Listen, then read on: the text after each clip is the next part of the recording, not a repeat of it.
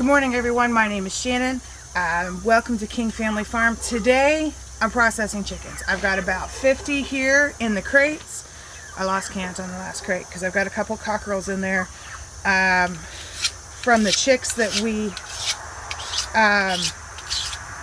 hatched this spring that we don't want to keep. We've selected, so we're going to get rid of some cockerels. And then I've got some meat kings to process, otherwise known as Cornish cross. They're meat birds. So we're all set up here. I'm just filling my chill tank. Our well water is super cold, so I'm not really worried about ice.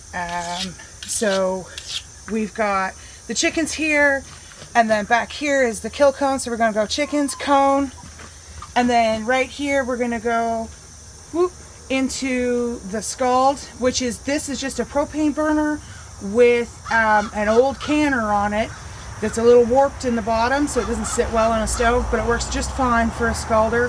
I ordered a scald tank in July. It still hasn't come, so this is what we're using.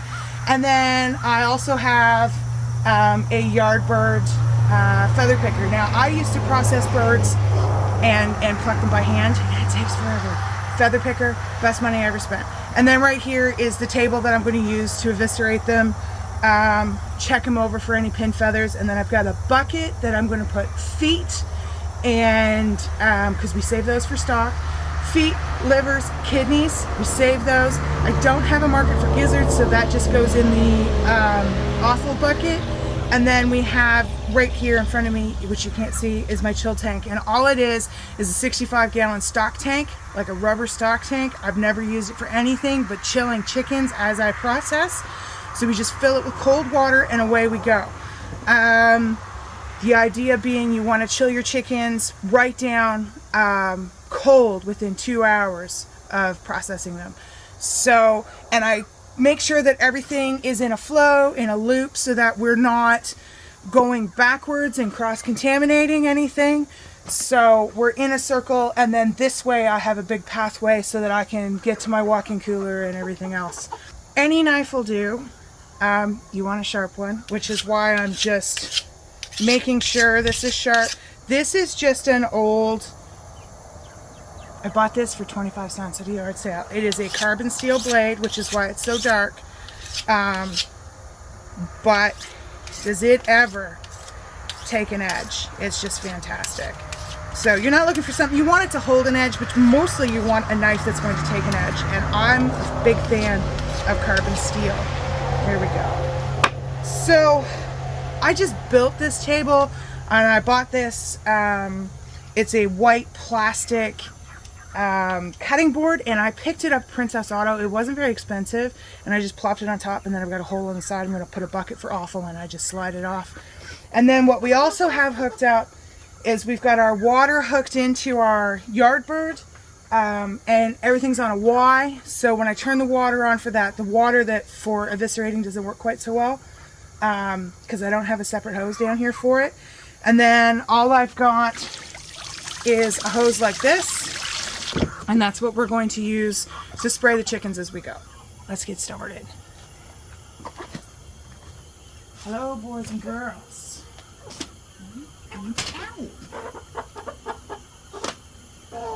Thank you for volunteering.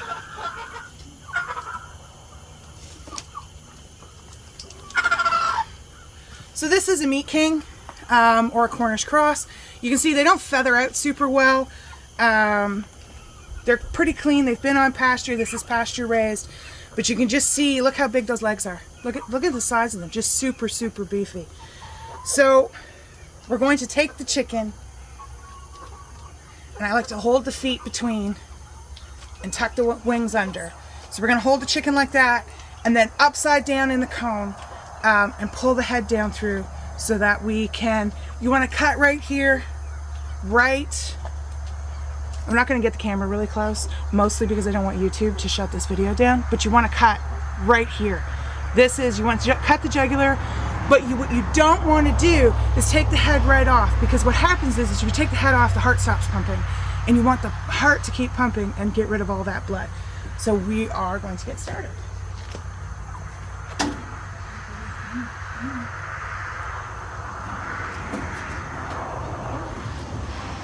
So Oops. I just bought a larger kill cone because I raised my chickens out a lot bigger this year, and what happened was they didn't fit in my smaller cone. So this is my smaller cone, which is great for a 4-pound bird, but these birds are dressing out about 7, so it's a little too big. So we're just going to let that bleed out. I'm going to check the temperature on my scald tank, and what you want, I like it about 144. So we're just running propane. And I know it looks like the chicken, you can hear him, and he looks like he's moving. And what that is just the final contractions. He's not alive anymore. It's just they go through that. Everybody has that story. That's why my husband doesn't do this, because he has a story of watching a chicken run around the yard with its head missing. And they will do that. The cone is designed to keep those feathers in, to keep the wings in, and keep everything tight. It's kind of like a hug. And then what it does is it stops them from really flapping around and damaging the breast meat. So that's why we use the cones. So we're just going to wait a few minutes for the final contractions. The first one takes a little longer, and then once we get going, I can put one in there while I'm eviscerating, and then I'm not waiting. It's still 165. It's still too hot.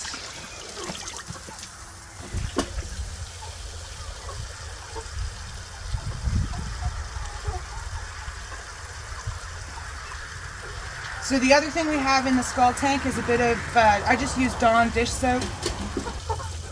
Okay. And what the Dawn dish soap does is it breaks the surface tension in the water. So dish soap, any dish soap is synthetic. It's made with surfactants, and what it's designed to do is break the surface tension of the water and allow the dirt to be washed away. What it does for us here is it breaks down the oil that the chicken spreads around its feathers. They have like a little oil gland on their tail, which I'll show you, and they spread that around their feathers, and so the dish soap breaks that oil down and allows the feather picker to do its job. So we're at the right temperature. We're just going to take them out of the cone, dunk them in, and you want to move them around. If you have a rotary dunker, what it does is it moves the feathers around, moves the chicken around, so you get a nice even scald. We have to do that by hand, so because I don't have a rotary scalder, and I mean, you don't need one. Alright. So just, this is going to overflow, and hopefully it doesn't put it in my phone.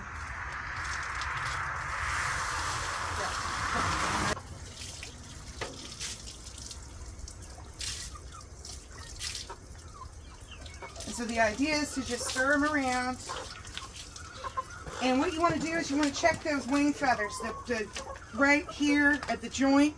If those start coming out real easy, just like that, you're probably ready. And this water's a little hotter than I usually do. But those are the feathers that are harder to come out. I'm going to start the machine up before you put the bird in.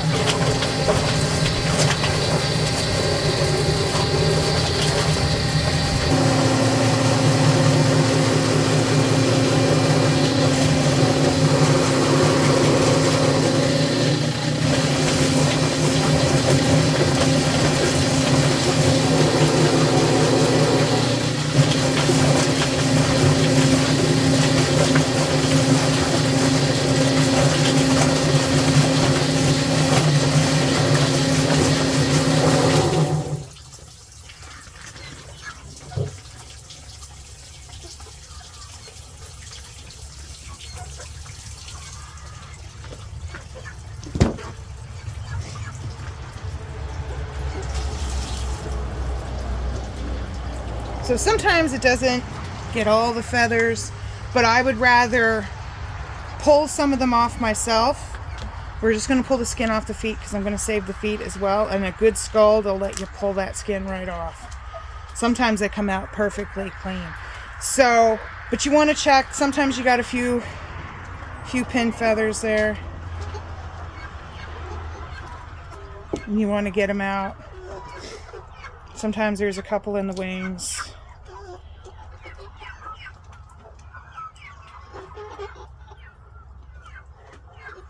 Otherwise, he looks pretty good. And you can feel them when you run your skin against the way the feathers grow. You can feel those pin feathers. So first, we're going to pull the head most of the way, and then I just take it off and into the bucket. And then for the legs, what you want to do is, you can see as this bends, the foot moves. There's tendons in here, and so you want to go right in here where there's a joint. You can see there's just a little dip in there, so you just want to get in there just like that.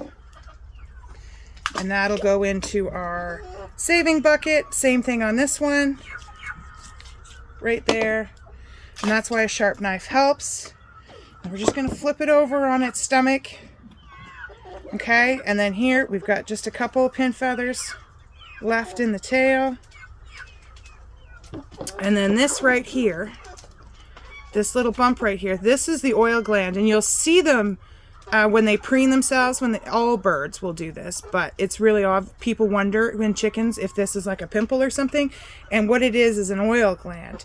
And so the chickens stick their beak in this and pull the oil out and then spread it all through their feathers. So we want to take that out. So you just put your finger underneath, thumb on the back, and then we're just going to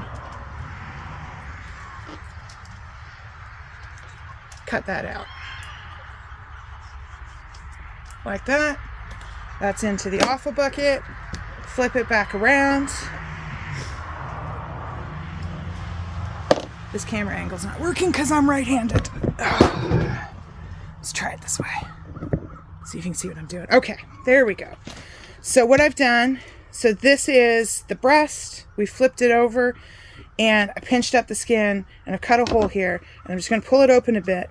And then you've got the crop, the esophagus. Right here you can see there's the esophagus right here, and then this is the trachea. The trachea is the one that's all like ribbed to stay open. And what you want to do is you want to get your thumb underneath, it's not always the easiest, underneath the crop. It's a slippery thing. And then what you want to do is get under there and get both the esophagus and the trachea right here, and you want to pull it this way.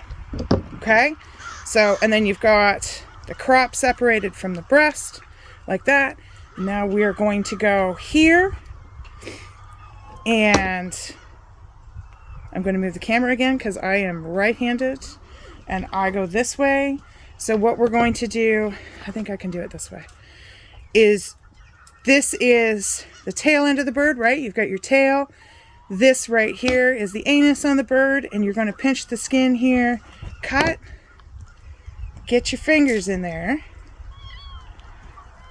I didn't cut it quite enough. There we go.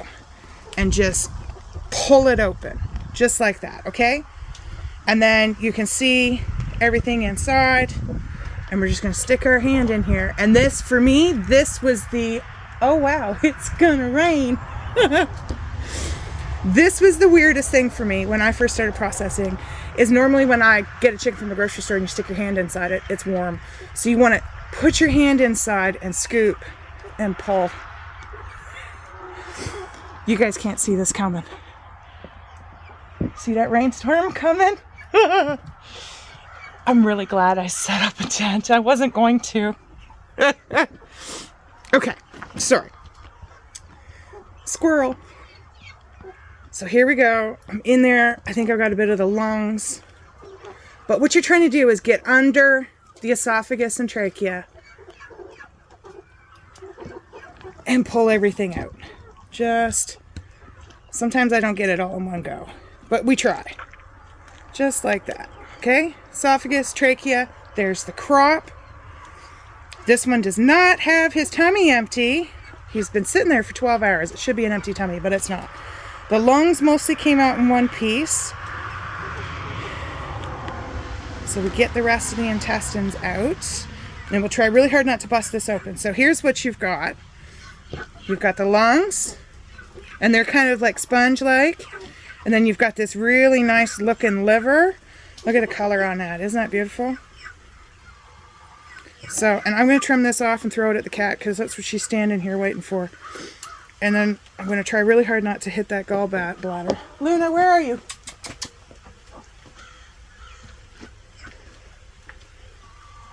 Anyways, look at that liver. Isn't that beautiful? So I'm just going to put the liver aside because I do keep the liver. I have a friend who raw feeds her dogs, and she likes the liver. This here's the heart right here, and you can see it's like right at the lungs. So I'm going to take the heart into the bucket. This is the gizzard, and then the intestines and everything. Kidney, which I'm just going to pull off. And then the gland that everybody is scared to hit is the gallbladder. And if you've ever heard the phrase bitter as gall, that is why. You don't want to hit that. If you do, just give everything a really good rinse and you'll be okay.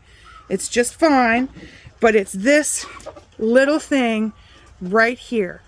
And you'll see it attached right at the liver. So what I'm going to do is we're going to cut on one side of the anus, and you're going to try and go down the pubic bones and leave as much fat behind as you can, and then you're going to go on the other side, go down the pubic bones, and then cut underneath, and away we go. And then we just got a bit of membrane in that, and that's it. Okay, so we're just going to check inside. I got all the lungs and everything. This bird is a male. It has very, very small testicles. It's just not sexually mature, but that's a testicle, a very small one. So chicken testicles are inside the bird. We want to make sure we got everything. We got everything. All right. So if you ever hit the gallbladder, I'm going to cut it open so you can see what happens. You're going to get this if you ever bust it. See that? It's like green. And it's really, really bitter. So I'm just going to dump this off into the bucket. Put my knife here. And then I just spray everything off. And we didn't get any kind of feces coming out of this bird. I've got... See, now I got a little bit of that liquid from the gallbladder, but we're just gonna, it's gonna stain a little bit, but we're gonna give it just a real good rinse. And then you want to take your hose or whatever you're using here. I'm gonna go put inside and fill the bird. And I just like to flood it, just like that. Give it one last check over, a little bit of a rinse, just like that.